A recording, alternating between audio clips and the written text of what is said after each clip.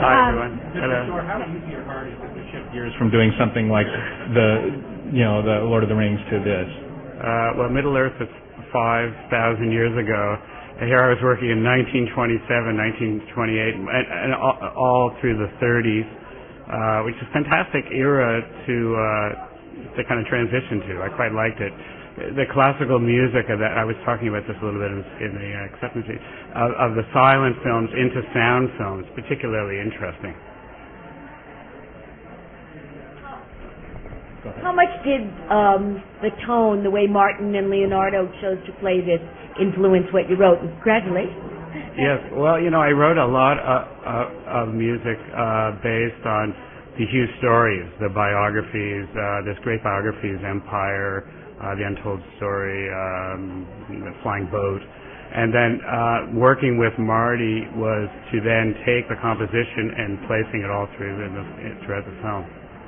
Mr. Shore, yeah. What is your, aside from your own beautiful music, do you have a favorite movie soundtrack that you enjoy listening to? I love Ran and Women in the Dunes. I was a big Takamitsu fan when I was growing up, so those are really important movies to me. Ran, Women in the Dunes.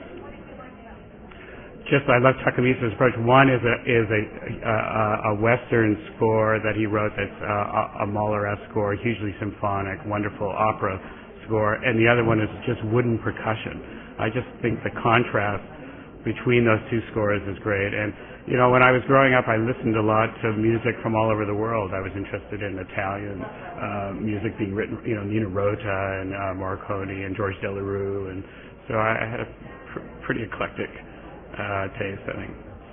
Yeah.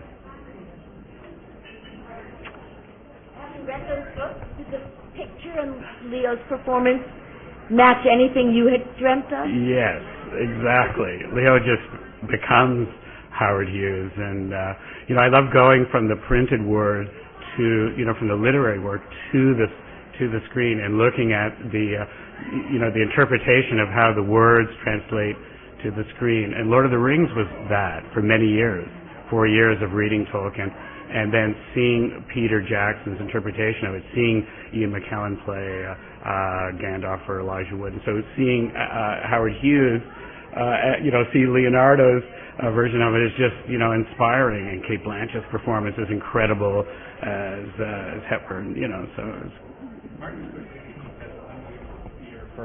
Martin Scorsese just has an unbelievable ear for choosing the right pop song to go with a particular moment on screen. Yeah. Does he have a similar ear for the instrumental music, for what?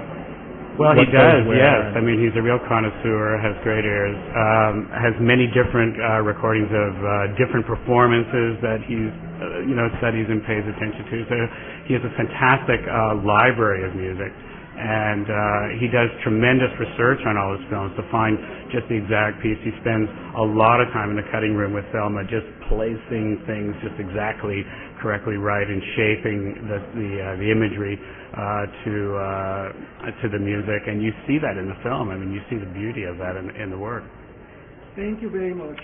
Thank you. Thanks.